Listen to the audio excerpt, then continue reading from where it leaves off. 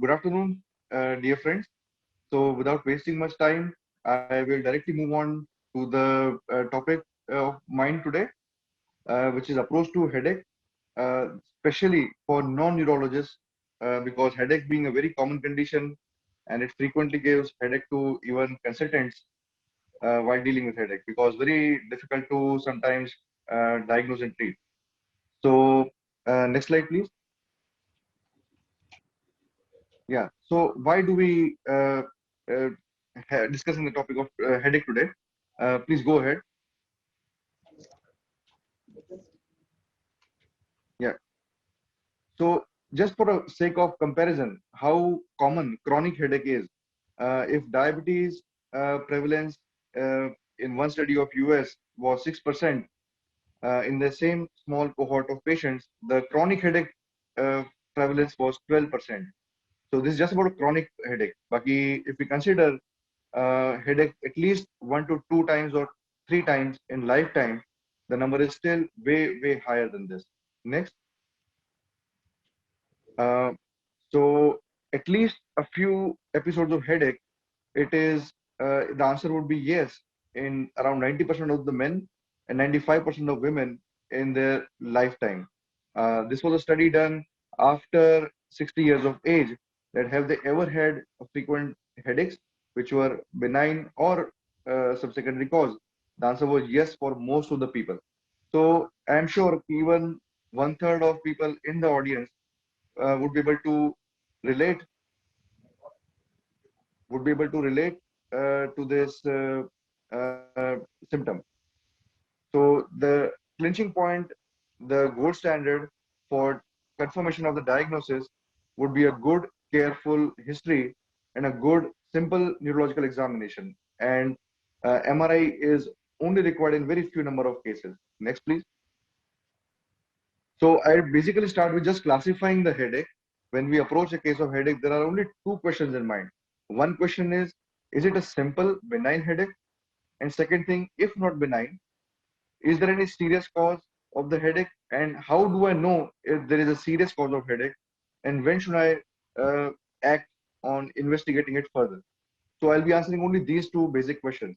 So the first question, that is it a primary, that means a benign headache, where headache is the not just the symptom, it is a disease in itself. There is no other cause or other uh, eventual complication of this headache. So broadly speaking, migraine being the most common one. Second most common is the tension type headache. And the third one is autonomic trigeminal cephalalgias, of which cluster is the most common type of headache. So I'll not be going in any detail of these, but I'll give you an overview about the primary and secondary causes. And in secondary, we all know the vascular headaches, not the vascular headache literally, but the vascular cause of headache, mainly the subarachnoid and intraparenchymal hemorrhages, subdural hemorrhage, even sometimes large ischemic stroke, meningitis, post-LP headache. In people in OT may easily notice this. Sometimes sinusitis is the cause. Uncommonly, tumor is the cause. And medication overuse headache is a very common condition where the analgesics, if used very frequently, can lead to headache by itself. It's very counterintuitive, but this is a common cause of headache. Uncommonly, vasculitis and refractory errors of vision, although we commonly feel so, but are not common causes of chronic headache. Next. So if we see majority of the headaches, more than 80 to 90% are primary headaches. And in these 18%, what is written here, because it's a peripheral center study, of these 18%, there are half the cases, which means around 9% of total have been diagnosed eventually as secondary causes of headache, which are the serious causes of headache. Next.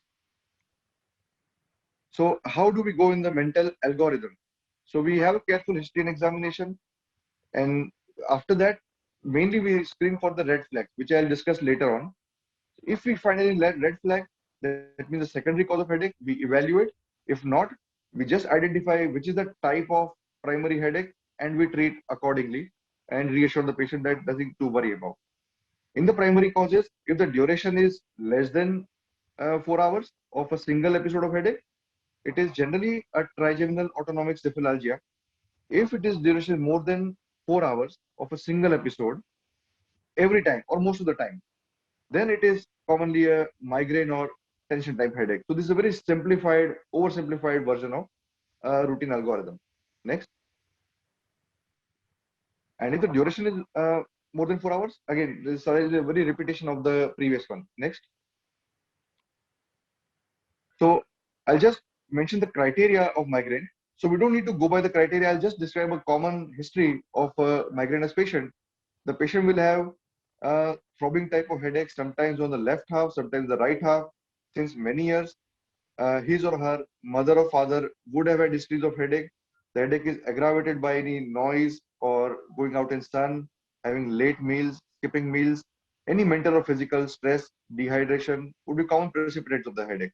When the headache occurs, the patient would have to stop doing his work or feel bothersome continuing his daily activity. The headache would last more than 4 hours generally, for hours and hours, and he would have either nausea or vomiting or photo or phonophobia. That means irritability to even somebody speaking or to bright light, and would prefer lying down in bed. So this is a common history of a migrainous headache where we do not need any investigation. We can directly go ahead with the prophylactic treatment if the frequency is more. Next, uh, so to summarize, at least 5 attacks in lifetime would classify, at least 4 hours would classify, at least two of either unilaterality or pulsatile, that is throbbing quality. It has to be a moderate to severe pain, not a very only mild pain all the time. So mild pain does not classify for migraine. And as I discussed, nausea, vomiting, or photo or phonophobia. Next. So I already discussed much of these as well. Next, please. So what are the common triggers of migraine? Very, very important to know, because just avoiding the triggers, we can solve half the problem. So common triggers, there is a very long list applicable to different people in different way, but a common list would be lack of sleep, lack of meals, sometimes change of weather, uh, in traveling, exertion, prolonged computer use, strong odors, even of perfumes or deodorants, some shampoo use, menstrual periods, caffeinated beverages sometimes increase the intensity of headache, and certain food like sour food or fermented food like idli, khaman, dokla, like that. It's a very long list of headache of food items which can precipitate the migraine. Next. Yeah, so coming to the next one, which is the next primary cause, is the tension type headache. Again, a very common cause. I will describe a typical history. માથું આખો દિવસ ભારે ભારે લાગે, પણ બહુ અતિશય દુખાવો નથી. હું મારું રૂટીન કામ બધું કરી શકું, એમાં વાંધો નથી આવતો. પણ કલાકો કલાકો આખો દિવસ મને આગળથી અથવા પાછળથી માથું ભારે રહેતું હોય.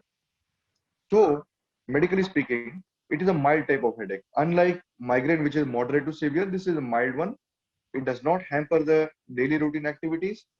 It is generally a band-like or at least pressing-like, bhare-like quality.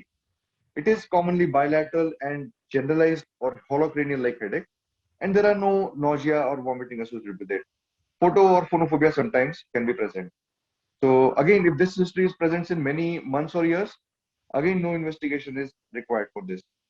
Next. So to contradict, migraine would have generally unilateral, although not always.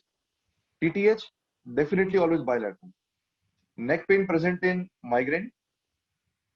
Stress is a common trigger, or even many typical triggers are present for migraine and not in TTH.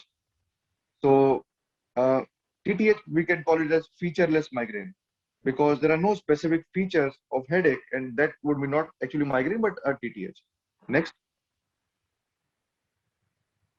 So TTH is very non-specific, like vague, like uh, uh, headache, but it is still a diagnosis of inclusion and not just diagnosis of exclusion. Next. So the third type of primary headaches, which is an uncommon one, I will not go into great detail because you don't need to know the details of these things. But for the cluster headache, next please. Yeah, I'll just highlight. For cluster headache, what we require is a strictly unilateral headache. Always happens on only left side or only right side. There are several attacks a day. There are short lasting, that is for a few minutes up to maximum 3 hours. There are the most hallmark thing is the autonomic features. So either they would have a red eye or lacrimation from single eye, blocking of the same side of the nose, or would be edematous eye during the episode of the headache. And the pain severity, second hallmark, pain severity is always quite severe.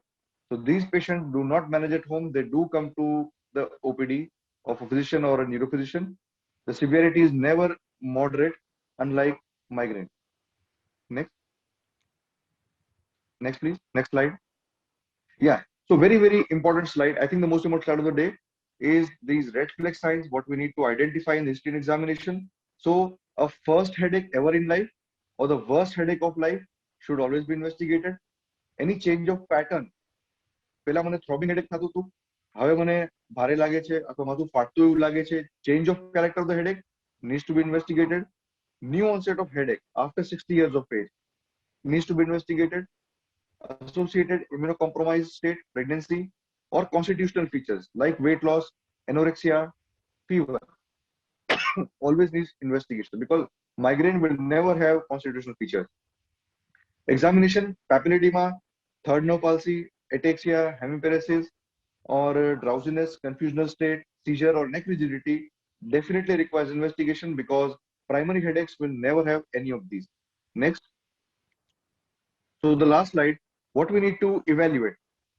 If a case of headache with suspicion of secondary cause, go for ESR, CRP to see for inflammatory cause or infection. See fundus examination for papilledema. A plain CT scan would also sometimes do the threshold of the suspicion is not so high. If required, we do MRI with venogram because venous sinus thrombosis is a common cause of secondary headache. So brain with venogram will have everything included. If CSF study is required after that with a strong suspicion, we go for the opening pressure to see for intracranial hypertension and see for cells. If there is any inflammation in the CSF, we definitely consider a vasculitic or meningitic cause for the headache. Next, please. So to end, the takeaway message is that most of the headaches are benign, that is migraine or tension type headache. Definitely for the rest 10%, we see the list of these red flag signs.